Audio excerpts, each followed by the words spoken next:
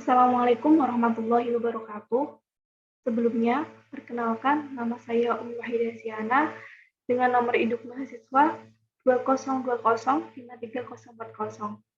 Di sini saya akan menjelaskan materi metodologi penelitian dengan judul penelitian kuantitatif.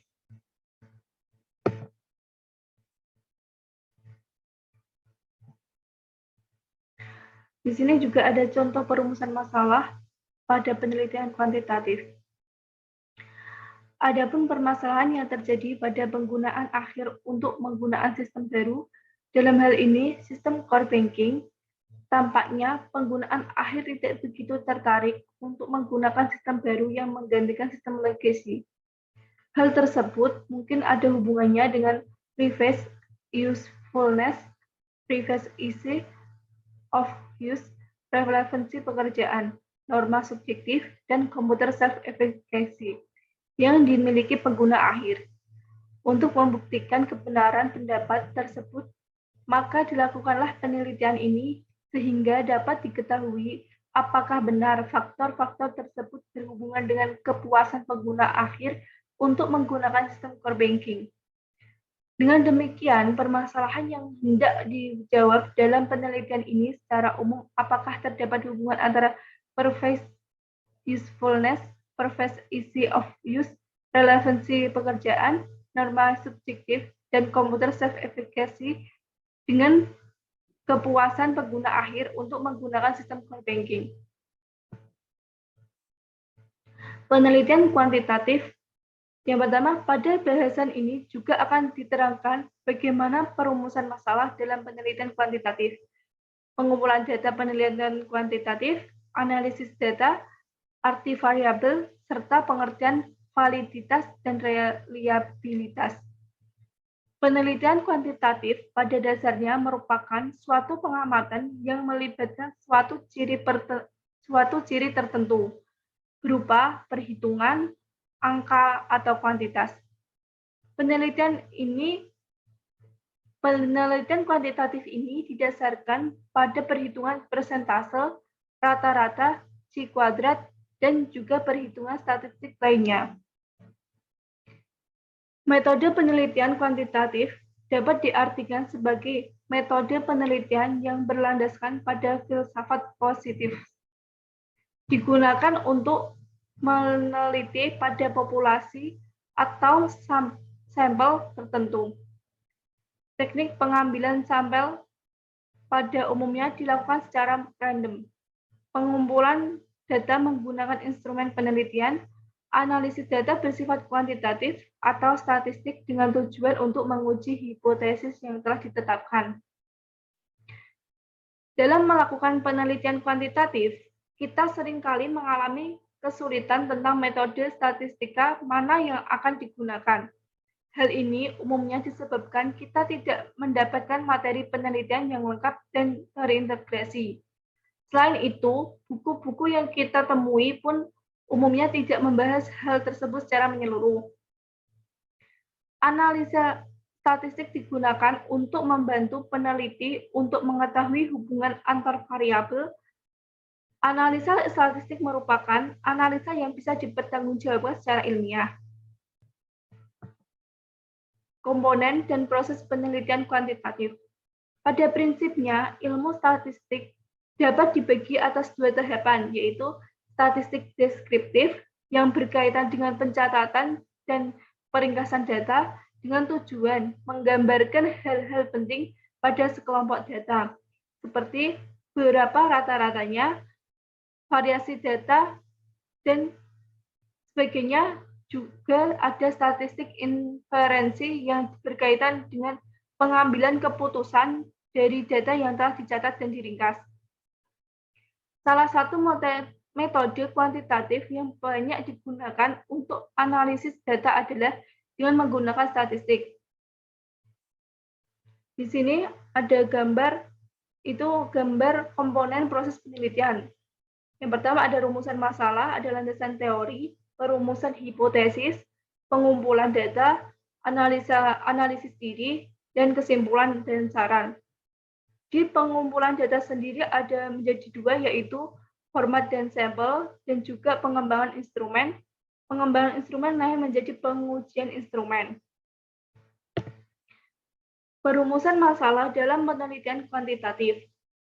Rumusan masalah beda dengan masalah. Jika masalah merupakan kesenjangan antara yang diharapkan dengan yang terjadi, maka rumusan masalah itu merupakan suatu pertanyaan yang akan dicarikan jawabannya melalui pengumpulan data. Terdapat kaitan erat antara masalah dan rumusan masalah, karena setiap rumusan masalah penelitian didasarkan pada masalah. Perumusan masalah biasanya menyertakan ruang lingkup untuk membatasi masalah yang akan dicari pemecahnya. Masalah yang akan dicari pemecahnya dirumuskan dalam bentuk kalimat tanya, reset question, yang tegas dan jelas. Perumusan masalah ini berguna untuk memberikan petunjuk agar dapat mencari jawaban permasalahan tersebut secara empiris.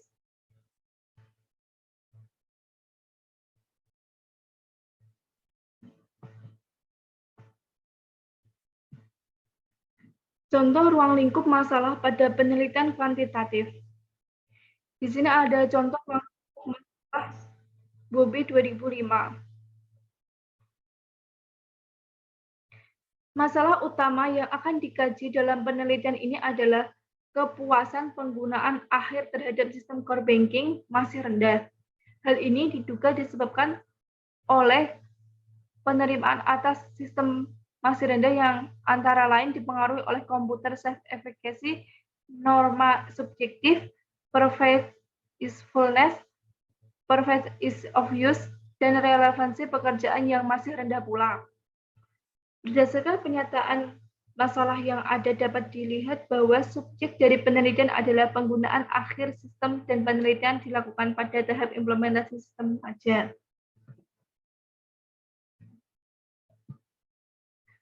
Bentuk-bentuk masalah pada penelitian kuantitatif. Menurut Sugiono 2007, bentuk masalah dapat dikelompokkan atas 3 kelompok, yaitu yang pertama, ada rumusan masalah deskriptif adalah suatu rumusan masalah yang berkenaan dengan pertanyaan terhadap keberadaan variabel mandiri, baik hanya pada satu variabel atau lebih. Contoh rumusan masalah deskriptif. Seberapa besar tingkat efisiensi yang dihasilkan dari pemanfaatan teknologi informasi di bit PTA? Yang kedua, bagaimana mengkualifikasi nilai manfaat dari aplikasi penunjang utama proses bisnis yang bersifat tangible maupun intangible. Yang ketiga ada contohnya, bagaimana mengkualifikasi biaya pengembangan dari beberapa alternatif skema sistem pendukung sebagai bagian dari perancangan BPC. Yang terakhir ada contohnya, seberapa besar peningkatan optimalisasi pemanfaatan aplikasi CRM Indosat pasca pembentukan proses bisnis tersebut.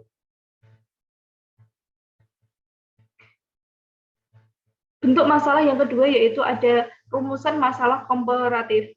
Contohnya, rumusan masalah komparatif adalah rumusan masalah penelitian yang membandingkan keberadaan satu variabel atau lebih pada 2 atau lebih sampel yang berbeda atau pada waktu yang berbeda. Contoh rumusan masalah komparatif. Apakah pengguna sistem komponen atau merasa cemas dalam melakukan interaksi dengan komputer? Nah, itu contoh dari rumusan masalah komparatif. Untuk bentuk masalah yang ketiga, yaitu rumusan masalah asosiatif. Rumusan masalah asosiatif adalah rumusan masalah penelitian yang bersifat menayangkan hubungan antara 2 variabel atau lebih. Terdapat 3 hubungan yaitu simetris, hubungan kasual, dan hubungan interaktif atau timbal balik. Contoh rumusan masalah asosiatif. Apakah keharusan menggunakan sistem mengarah pada ketidakpuasan? Selanjutnya, contoh perumusan masalah dalam penelitian kualitatif. Bersumber dari penelitian David Bobby yang berjudul Studi Kepuasan Penggunaan Akhir Terhadap Sistem Core Banking pada Bank XYZ pada tahun 2005. Saat ini, pada era digital ekonomi, semua aspek dari suatu organisasi berubah. Organisasi dituntut untuk dapat cepat tanggap terhadap tantangan-tantangan yang muncul sebagai akibat persaingan yang semakin mengglobal dan ketat. Pengguna teknologi mutakhir adalah suatu Pengguna teknologi mutakhir adalah suatu hal yang mutlak di dalam industri perbankan untuk tetap dapat bertahan dan menenangkan persaingan. Implementasi teknologi baru tidak mungkin berhasil apabila tingkat penerimaan oleh pengguna akhir rendah yang melambangkan tingkat kepuasan yang rendah pula. Meskipun pengguna sistem core banking di suatu bank adalah suatu keharusan, namun ketidakpuasan pengguna pada akhirnya dapat mengakibatkan kegagalan. Penekanan perhatian pada sisi teknologi saja dalam suatu proses implementasi teknologi baru akan membawa suatu kegagalan karena sisi manusia sama pentingnya untuk menjadi model dasar yang dikombinasikan dengan model komputer self-efficacy dan user computing satisfaction. Penelitian yang dilakukan adalah penelitian kuantitatif dengan cara melakukan survei atau kuesioner. Hasil dari penelitian ini adalah suatu gambaran dari kepuasan pengguna akhir sistem core banking dan hasil analisis jalur yang menunjukkan bahwa perfect usefulness, perfect ease of use, dan relevansi pekerjaan adalah variabel yang mempengaruhi kepuasan pengguna akhir tersebut. Manajemen puncak dan manajemen proyek pengembangan diharapkan dapat memberikan perhatian khusus pada faktor yang mempunyai kaitan erat dengan penerima user dalam meningkatkan keberhasilan implementasi sistem sekarang dan yang akan datang. Variabel. Identifikasi variabel merupakan salah satu tahapan yang penting karena dengan mengenal variabel yang sedang diteliti, seorang peneliti akan dapat memahami hubungan dan makna variabel-variabel yang sedang ditelitinya. Memanipulasi variabel juga perlu dilakukan untuk memberikan suatu perlakuan pada variabel bebas dengan tujuan peneliti dapat melihat efeknya bagi variabel terikat atau variabel yang dipengaruhinya. Melakukan kontrol terhadap variabel tertentu dalam penelitian juga perlu diperhatikan agar variabel tersebut tidak mengganggu hubungan antara variabel bebas dan variabel terkait. Masalah sebaiknya mencerminkan hubungan dua variabel atau lebih, karena pada prakteknya penelitian akan mengkaji pengaruh antara variabel tertentu terhadap variabel lainnya. Variabel adalah suatu yang bias kita ukur baik berupa pendapat, kepuasan, kinerja, dan lain sebagainya yang bersifat berubah-ubah. Variabel adalah sesuatu yang akan menjadi objek atau sering juga sebagai faktor yang berperan dalam peristiwa atau gejala yang akan diteliti. Secara umum, variabel terdiri dari variabel bebas dan variabel terikat. Ditinjau dari sistem Jadi sifatnya, variabel dapat dibedakan menjadi variabel kualitatif dan variabel kuantitatif.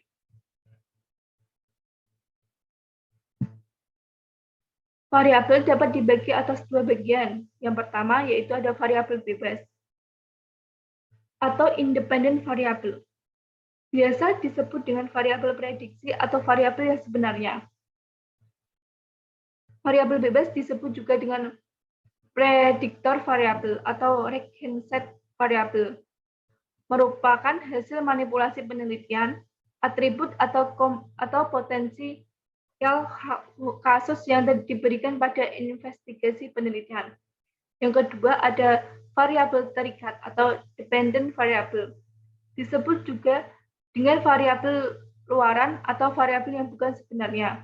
Disebut juga dengan outcome variable atau left-hand set variable. Ditinjau dari sifatnya, variabel dapat dibedakan menjadi variabel kualitatif dan kuantitatif. Variabel kualitatif adalah menunjukkan sifat kualitas dari objek yang menghasilkan data kualitatif melalui pengamatan. Dalam menganalisis data kualitatif, yang berasal dari data kualitatif ini, bila mana akan menggunakan metode statistika, maka data kualitatif tersebut harus dikuantitatifkan melalui cara pemberian skor atau scoring. Hal ini diperlukan untuk mengingat metode statistika merupakan metode komputasi dengan pendekatan kuantitatif. Data demikian ini termasuk data diskrit dengan skala ukur normal atau ordinal. Yang kedua ada variabel kuantitatif. Variabel kuantitatif adalah variabel yang menunjukkan sifat kuantitas akan menghasilkan data kuantitatif melalui cara pemecahan atau pengukuran, atau pemeriksaan laboratorium, dan lain-lain, yang bisa berupa data diskrit atau kontinu dengan skala ukur interval dan rasio. Macam-macam data variabel. Berdasarkan kategori, ada binary atau dikotomus, yaitu variabel yang mempunyai dua nilai kategori yang saling berlawanan. Yang kedua ada nominal atau non-ordered polytomus. Dalam skala nominal dipergunakan angka-angka, namun angka-angka tersebut hanya merupakan tanda untuk mempermudah analisis. Misalnya, jenis kelamin, ada laki-laki, ada perempuan. Agama, ada Islam, Katolik, Protestan, Hindu, dan lainnya. Suku, bangsa, ada Jawa, Batak, Sunda, Minang, dan sebagainya. Hal ini biasanya untuk jenis kelamin laki-laki dengan kode 1 dan perempuan 2, status perkawinan kode 1 belum menikah, kode 2 kawin, dan kode 3 ada janda atau duda, 4 cerai. Di mana angka-angka tersebut semata-mata hanya merupakan tanda saja dan urutan angka itu tidak berarti apapun. Macam-macam data variabel yang kedua yaitu variabel ordinal. Variabel ordinal adalah data yang didasarkan pada hasil dari kuantitatif dan kualitatif. Biasanya data ini diambil dari suatu penentuan skala pada suatu individu. Misalnya skala untuk tingkat kepuasan atau ordered polytomus. Contoh, skala Likert yang mengukur tingkat kepuasan mulai dari skala 1 sangat puas hingga skala 5 sangat tidak puas. 1 sama dengan puas, 1 sama dengan sangat puas, 2 puas, 4 kurang puas, 5 tidak puas, dan 6 sangat tidak puas. Yang ketiga ada variabel ukur atau metric variables. Memiliki ukuran sebagai berikut, memiliki bentuk sebagai berikut. Interval merupakan angka kuantitatif namun tidak memiliki nilai nol mutlak. Misalnya untuk mengukur temperatur dengan menggunakan skala Fahrenheit dan Celsius, di mana masing-masing memiliki skala tersendiri dan sama-sama menggunakan nol dalam satuan skalanya. Perbedaannya hanya terletak pada jaraknya. Rasio hanya berupa angka kuantitatif yang memiliki nilai nol mutlak. Contohnya dalam perhitungan variabel. Untuk mengukur variabel kita memerlukan instrumen, di mana instrumen yang digunakan harus memenuhi syarat tertentu di antara dari segi validitas atau kesahihan yang menunjukkan sejauh mana alat pengukur itu mengukur apa yang dimaksud untuk diukur. Reliabilitas suatu alat pengukur menunjukkan hasil pengukuran yang berupa kepekaan atau akurasi. Data yang dibutuhkan dalam penelitian tergantung pada tujuan penelitian. Dalam hal ini, maka perlu diperhatikan apakah datanya merupakan data kualitatif atau data kuantitatif. Jenis data kualitatif merupakan jenis data yang dapat diukur secara langsung atau dapat dihitung dengan data yang hanya dapat diukur secara tidak langsung, termasuk dalam jenis data kuantitatif. Dari seluruh jenis variabel, nominal, ordinal, interval, dan rasio, memiliki sifat-sifat seperti berikut. Komponen dan proses penelitian kuantitatif. Di sini terdapat tabel. Tabel sifat-sifat dari 4 skala dalam sebuah variabel. Ada skala nominal, ordinal, interval, dan rasio. Ada nominal, difference yes, order no, distance no, unique or origin no, measure of central tendency model, measure of dispersion, some test of significance. Di sini terdapat ini yang ada interval, ada rasio. Not the interval scale has ISN arbitrary starting point. Di sini juga ada pembagian data dalam suatu variabel. Data itu ada jenis data. Jenis data dibagi menjadi dua. Yang pertama ada kualitatif, yang kedua ada kuantitatif. Kualitatif ini ada nominal dan ordinal, sedangkan kuantitatif ada internal dan rasio. Validitas dan reliabilitas. Validitas menunjukkan ukuran yang benar-benar mengukur apa yang akan diukur. Jadi dapat dikatakan semakin tinggi validitas suatu alat tes, maka alat tes tersebut semakin mengenai pada dasarnya, atau semakin menunjukkan apa yang seharusnya diukur. Suatu tes dapat dikatakan mempunyai validitas tertinggi apabila tes tersebut menjalankan fungsi ukurannya, atau memberikan hasil ukur sesuai dengan makna dan tujuan diadakannya tersebut. Jika penelitiannya menggunakan kuesioner di dalam pengumpulan data penelitian, maka item-item yang disusun pada kuesioner tersebut merupakan alat tes yang harus mengukur apa yang menjadi tujuan penelitian. Suatu skala pengukuran dikatakan valid apabila skala tersebut digunakan untuk mengukur apa yang seharusnya diukur. Misalnya, skala nominal yang bersifat non-parametrik digunakan untuk mengukur variabel nominal, bukan untuk mengukur variabel interval yang bersifat parametrik. Suatu dikatakan valid jika alat ukur yang dibuat sesuai dengan apa yang hendak diukur. Jika yang diukur adalah panjang, maka penggaris dapat dikatakan sebuah alat ukur yang valid. Akan tetapi, bagaimana jika yang akan diukur adalah variabel kinerja? Kinerja yang terjadi pada seseorang manajer tertentu berbeda dengan kinerja yang terjadi pada seorang cleaning service. Artinya, jika objek yang akan diteliti adalah berbeda akan tetapi variabel yang akan diangkat adalah sama, maka secara operasional akan terjadi perbedaan dan mengukur indikasi-indikasi yang ada. Beberapa item yang mengelompok menjadi indikasi sebuah variabel tidak cukup dilihat dari ukuran validitas saja, namun juga diukur berdasarkan kehandalan yang terjadi pada kelompok tersebut. Sama halnya dengan uji validitas untuk mengukur reliabilitas sebuah instrumen dapat digunakan beberapa metode seperti Spilkov, Alpha-Kronberg test, test research, retest, Rulon, Heath, dan banyak yang lainnya.